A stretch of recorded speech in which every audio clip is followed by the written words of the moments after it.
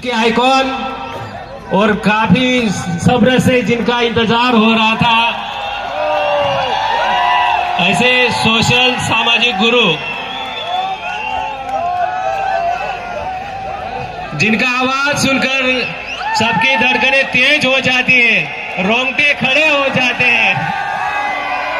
लोग जो इधर उधर सुन रहे हैं, वो जो बाजे बज रहे हैं उनको भी थोड़ा रुकवाएंगे तो अच्छा होगा। मेरा गला वैसे बैठा हुआ है। आपको दिख रहा है ना? आपको दिख रहा है ना? कल सूरत महुआ में कार्यक्रम था, वहां पर भी अभी जो पंडाल में जितने लोग हैं उससे ज्यादा लोग थे, और वहां भी पौन घंटा बोल के आया हूं मैं। तो मैं कुछ जरूरी बातें आपके बीच में शेयर करना चाहता हूं, तो आप ध्यान पूर्वक सुनेंगे तो अच्छा होगा। दोस्तों, अभी हमने पूरे देश भर से आए हुए हमारे समाज के एक्टिविस्ट को सुना, और आप लोगों ने मेरे मंच पर आने पर आप लोगों ने इतना उत्साह मुझे भी दिया और आप में भी है। उसके पीछे आप क्या समझते हैं वो मुझे नहीं पता, लेकिन मैं ये समझता हूं कि मैं हमेशा सच किसी भी सूरत में पूरी ताकत के साथ में बोलने की हिम्मत करता हूं। ये मेरी ताकत है, और ये मेरी आदत एक शिक्षक होने के नाते है। शिक्षक वह होता है जो सच बोलता है, और यदि शिक्षक होने के नाते मैंने मेरे समाज की आवश्यकताओं, मेरे समाज की समस्याओं पर नहीं बोला तो मैं भी किसी काम का नहीं हूं।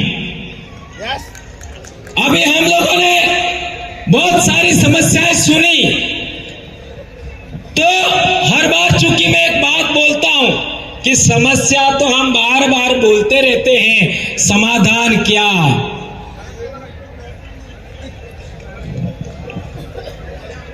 क्या? तो कई लोग ऐसा मानते हैं कि भंवरलाल जी का समस्या समाधान का एक ही आइडिया है, और वह है पॉलिटिक्स। ऐसा कई लोग मानते हैं, लेकिन मैं उन लोगों को अधूरा मानता हूं।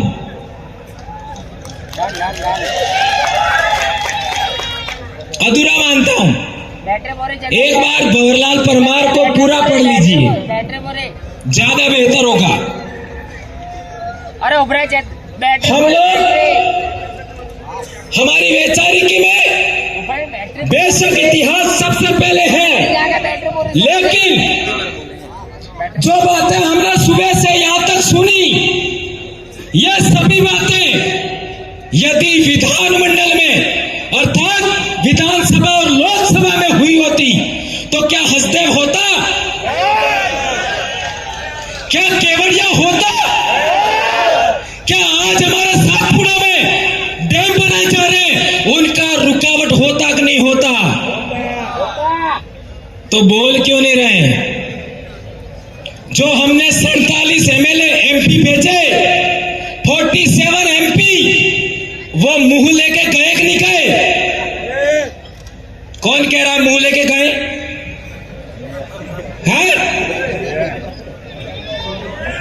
आपका जितने भी आप लोगों ने 47 एमपी भेजे, क्या वे लोग मुंह लेके गए क्या?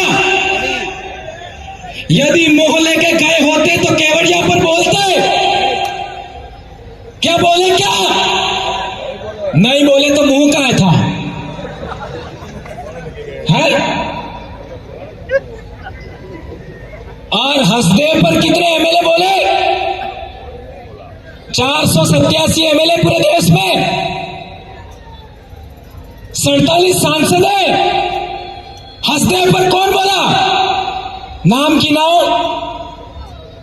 कई लोगों को गुमान था कि हमारी राज्यपाल है, वो भी हमारी सुनती है। तो मणिपुर का राज्यपाल कौन था?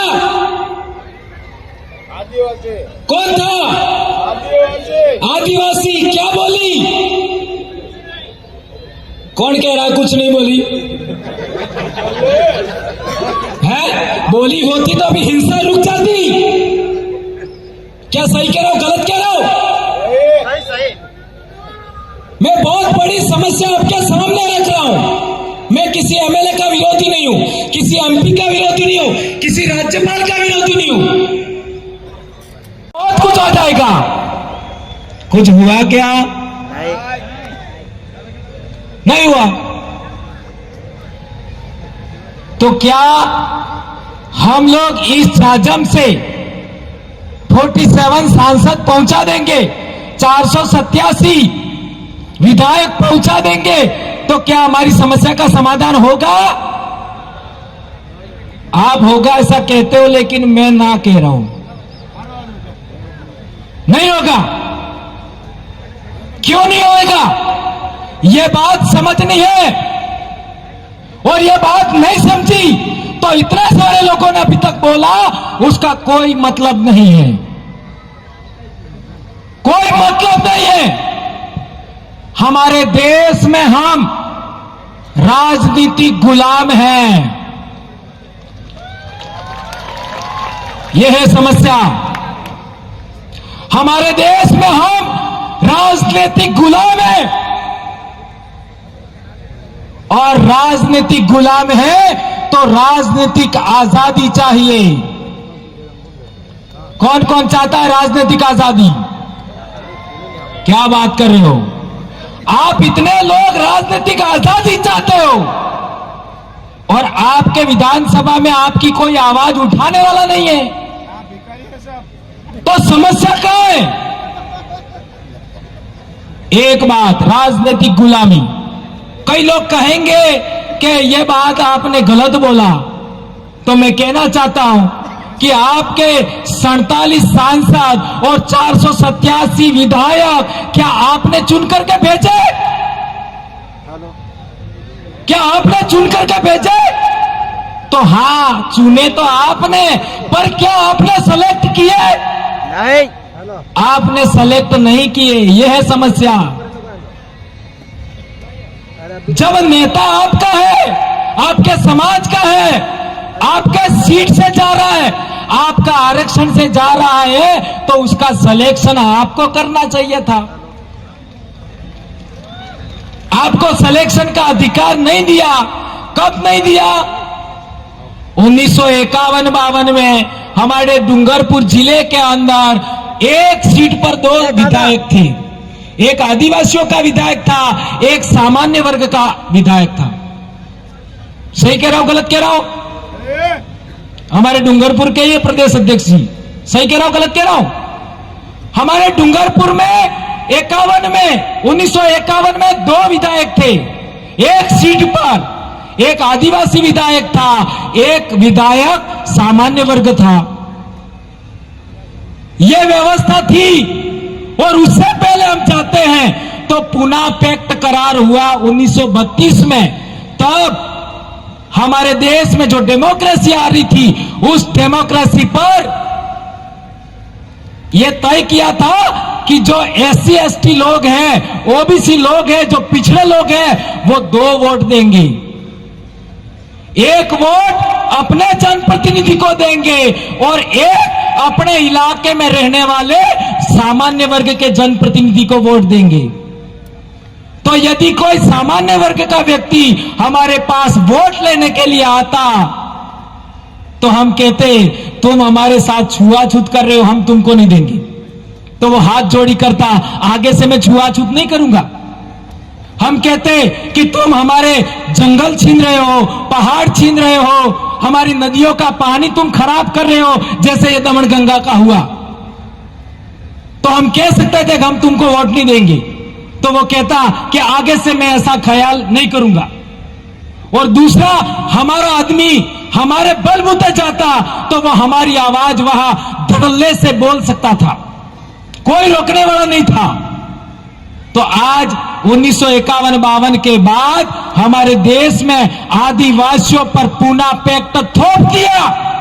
और इसकी वजह से आदिवासियों का नेता कौन होगा, ये सेलेक्ट करने का पावर पार्टियों के हाईकमांड के पास में है। यह है समस्या।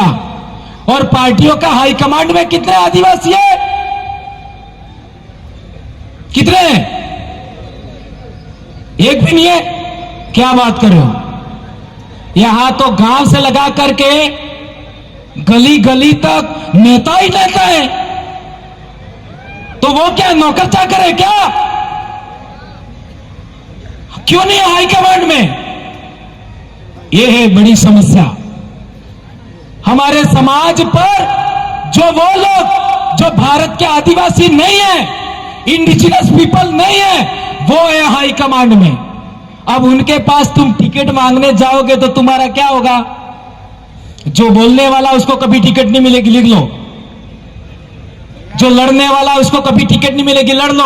और मेरे को तो चुनाव लड़ना ही नहीं है। मेरा क्या जा रहा है? मेरे को तो तुमको लड़वाना है और तुम नहीं बोलोगे तुमको पीटूंगा।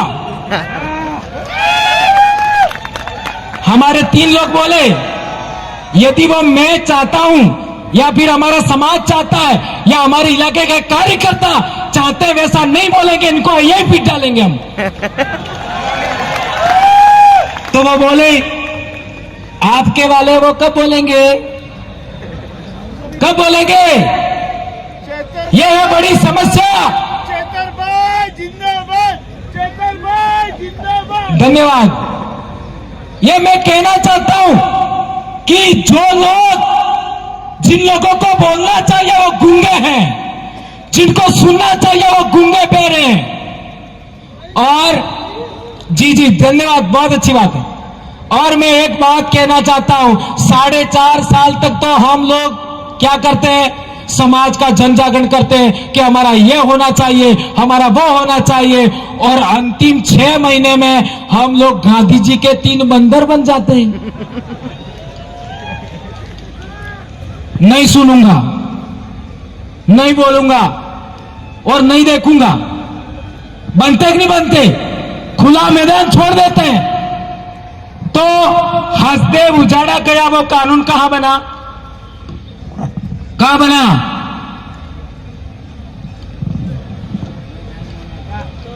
संसद में बना। और संसद में तुम्हारी आवाज उठ ही नहीं रही है। ये केवड़िया में आपका नोटिफाइड एरिया बना, वो कानून कहां बना? गांधीनगर में तुम्हारा बोलने वाला कोई है ही नहीं। तो जहां बोलना चाहिए वहां कोई नहीं है तुम्हारा। और यहां पर हम बड़ी बड़ी बातें कर रहे हैं। तो इस समस्या का समाधान करना या ना करना, 70 साल से हमें क्या करना चाहिए, क्या नहीं करना चाहिए, ये भ्रम ही दूर नहीं किया हमने। इसलिए समस्याएं बहुत सारी है, समाधान संभव है, लेकिन सही रास्ता तो चुने। सही रास्ता ही नहीं पकड़ा अभी तक। जब सही रास्ता नहीं पकड़ा तो समाधान कैसे होगा? कई लोग पहले मेरे को कहते थे कि भंवर जी को भी चुनाव लड़ना है, इसलिए वो ऐसा बोलते हैं। मेरे को हर बार बोलना पड़ता है मैं कभी नहीं लड़ूंगा। मैं एक शिक्षक हूं और शिक्षक का जो धर्म होता है वो शिक्षक करेगा। भारत देश के अंदर 47 विश्वविद्यालय थे भारत में, पूरी दुनिया के लोग पढ़ने के लिए आते थे। आज हालात क्या है शिक्षा का? भारत देश में अंदर इकोनॉमी 37% थी ईस्वी सन के आसपास, आज 6-7 पर दौड़ रही है। हमारा हुक्मरान हमको मारने के लिए बैठा है और हम तलवे चाट रहे हैं हुक्मरान के।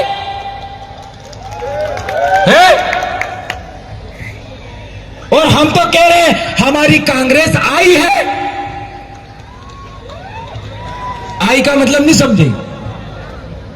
कई लोग कहते हैं भाजपा हमारी आई है। अरे कांग्रेस भाजपा तुम्हारी आई है तो तुम्हारी ओरिजिनल आई जिसने तुमको 9 महीने पेट में रखा, उसका क्या?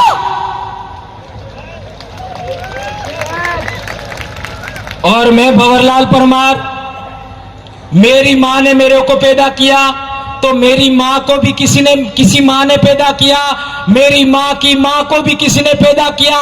लाखों पीढ़ियों की माओं को इस भारत भूमि ने पेट भरने के लिए अन्न दिया, पानी दिया, हवा दिया, जलवायु को अच्छा दिया, मकान दिया। उन लाखों माओं के लिए क्या तुम्हारी वो मां बन गई राजनीतिक पार्टियां? तो लाखों माएं जिन्होंने इस भारत भूमि पर पैदा होकर के तुम्हारे डीएनए को यहां तक लाई है, उनका क्या? इसलिए मैं आदिवासी डीएनए के अलावा किसी दूसरे की बात नहीं मानता। और मैं सिद्ध करना चाहता हूं, चैलेंज है मेरा खुला, कि आदिवासियों से बेहतर भारत में कोई पैदा हुआ है तो मेरे से बहस करो। आ जाओ, आ जाओ। भारत देश के अंदर आदिवासियों से कोई बेहतर आदमी पैदा हुआ है, कोई बेहतर महिला पैदा हुई है, मेरे से बहस कर लीजिए। चलो, मैं चैलेंज करता हूं, कोई पैदा नहीं हुआ, आदिवासी से बेहतर कोई नहीं है। इसलिए गैर आदिवासियों की तरफदारी बंद करो, गैर आदिवासियों के दाखले देने बंद करो। आदिवासी अहिंसक कौम है, आदिवासी हिंसक कौम नहीं है। और अहिंसक कौम है, शांतिपूर्ण सहअस्तित्व को मानता है, लोकतांत्रिक व्यवस्था को मानता है, गणतांत्रिक सामुदायिक व्यवस्था को मानता है। इसलिए रजवाड़े काल में समतल जमीन हमसे छीन गई, हम जंगल पहाड़ों में आना पड़ा। सोचो, रजवाड़ों के काल में समतल जमीन छीन लिया, शक्ति के बलबूते पर, सत्ता के बलबूते पर, और हम पहाड़ों में आ गए, जंगल में आ गए। और 75 साल के लोकतंत्र में अब पहाड़ छीन रहे हैं, जंगल छीन रहे हैं। कहां जाए? अब कहां जाए? मंगल ग्रह पर जाए क्या? और कई हमारे भगत लोग तो सोचते हैं इस जिंदगी में तो कुछ नहीं हुआ साला, मरने के बाद जो जिंदगी है स्वर्ग वाली वो ठीक हो जाएगी। यानी कुछ भी हो गया चलो चलेगा, लेकिन स्वर्ग मिल जाए।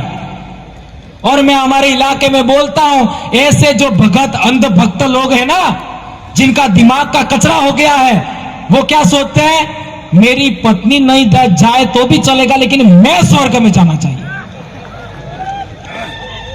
अरे तुम्हारा स्वर्ग यही है। आदिवासियों को पानी बहता है, उसको स्वर्ग लगता है आदिवासियों को। आदिवासियों को जंगल स्वर्ग जैसा लगता है, आदिवासियों को पहाड़ स्वर्ग जैसे लगते हैं। और आदिवासियों के बीच में रह करके जो जिंदगी है वो कहीं पर भी नहीं है, कहीं पर भी नहीं है। और इसलिए मैंने फैसला किया कि मैं कल मर जाऊं तो भी चिंता नहीं है, सच जरूर बोलूंगा। आज नौकरी छीन जाए कोई चिंता नहीं, सच जरूर बोलूंगा। अब मेरा सवाल है कि सोशल मीडिया के माध्यम से बाद में भी लोग सुनेंगे, आज आप भी सुन रहे हो और लोग दूसरे सुनेंगे। क्या एक ही प्रश्न वापस दोहरा रहा हूं, क्या हमारे अंदर से निकले हुए लोग जो अच्छा बोलना चाहते हैं, अच्छा जानकारी रखना जानते हैं, और हमारी कलेक्टिव वॉइस यानी आदिवासियों की कलेक्टिव वॉइस विधानसभा और लोकसभा में जानी चाहिए कि नहीं जानी चाहिए? जानी चाहिए। तो उसका हमारे पास क्या फार्मूला है? क्या फार्मूला है? हमने राजस्थान में एक मॉडल बनाया। क्या मॉडल बनाया? Top model. नहीं, बाप बनाओ चाहे कितनी भी पार्टियां बना लो, उससे भी कोई फर्क नहीं पड़ेगा। बनाने वाला मैं ही हूं, लेकिन ऐसा बोलता हूं।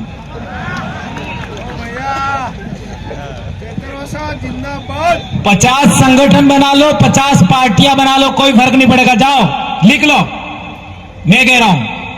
ये मैं आ गया इस शब्द, इसको गलत में मत लेना। कोई फर्क नहीं पड़ेगा कितनी भी पार्टियां बना लो, कितने भी संगठन बना लो, कोई फर्क नहीं पड़ेगा। पब्लिक के हाथ में नेता की कमान देनी पड़ेगी। अभी हमारे लोकसभा का चुनाव आ रहा है, हमारे इलाके में बांसवाड़ा का रेफरेंस देख लूं तो बांसवाड़ा में लोकसभा का हमारा कौन चुनाव लड़ेगा तो 728 लोग वोट देंगे। जो जीता वो चुनाव लड़ेगा। 728। हाँ, तीन बड़े शहर हैं, बांसवाड़ा, डूंगरपुर और सागवाड़ा। वहां से 10-10 लोग और बाकी लोग है वो हर एक पंचायत से एक आदमी वोट देगा। बराबर। तो क्या होगा, जो आदमी वहां जाएगा वो इन सभी का कलेक्टिव वॉइस होगा।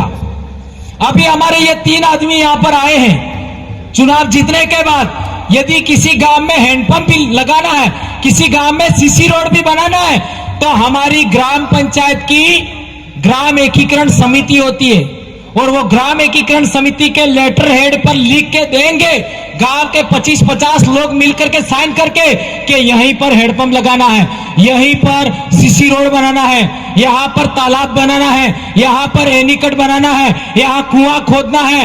वही काम होगा, वही होगा।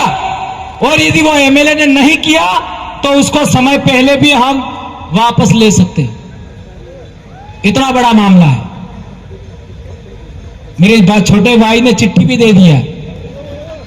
लेकिन यह समस्या, इस समस्या को खड़ी नहीं छोड़ सकते। इस समस्या का समाधान करना पड़ेगा और यह समाधान का हम लोगों ने जो फार्मूला बनाया है वो फार्मूला पूरे देश के आदिवासियों में जाना चाहिए। अभी हमारा संगठन 6 राज्यों में पहुंच चुका है। अभी आंध्र प्रदेश के जो पदाधिकारी बना है वो रिटायर्ड आईएएस हैं। रिटायर्ड आईएएस पिछले चुनाव गुजरात में हुआ, वही पर्यवेक्षक थे गुजरात में, आंध्र प्रदेश से। तब तक छोड़ेंगे नहीं। और जो नहीं बोल रहे वहां जाकर के उन सब का इलाज करेंगे नहीं, करवाएंगे आपके हाथ से ही। ठीक है मेरे भाइयों, इसलिए मेरी बहन भी आ गई। कुछ गलत बोल दिया हो तो माफी चाहूंगा। नहीं, प्रोटोकॉल को फॉलो करना पड़ेगा। ठीक है, एक पॉइंट और बोल देता हूं। एक थोड़ा पानी दे दो। एक खास चीज था,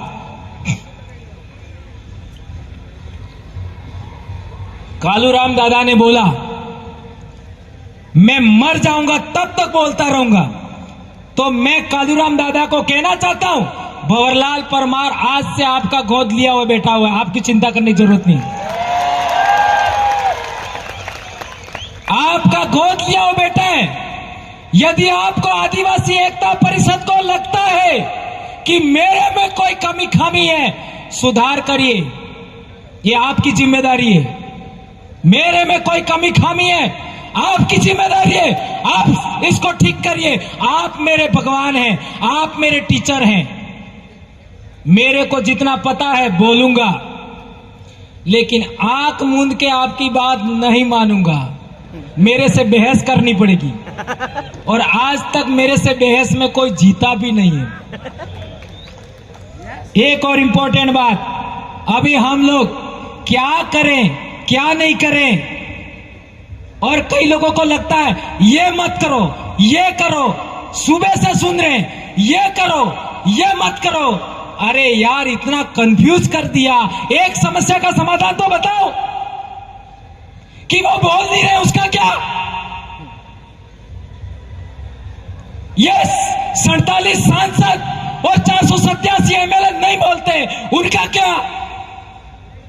उनका इलाज सबसे पहले करो, फिर समस्या अपने आप समाधान हो जाएगा। इतनी बात कहना चाहता हूं मैं।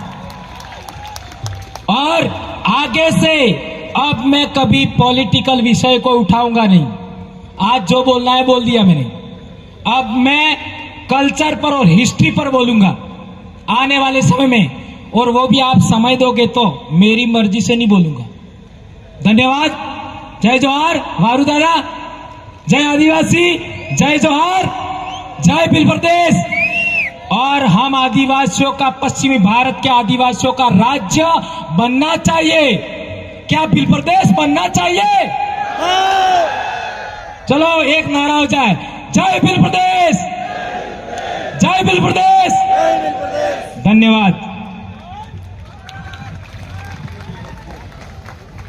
थैंक यू, बहुत बहुत शुक्रिया। आप भंवर लाल जी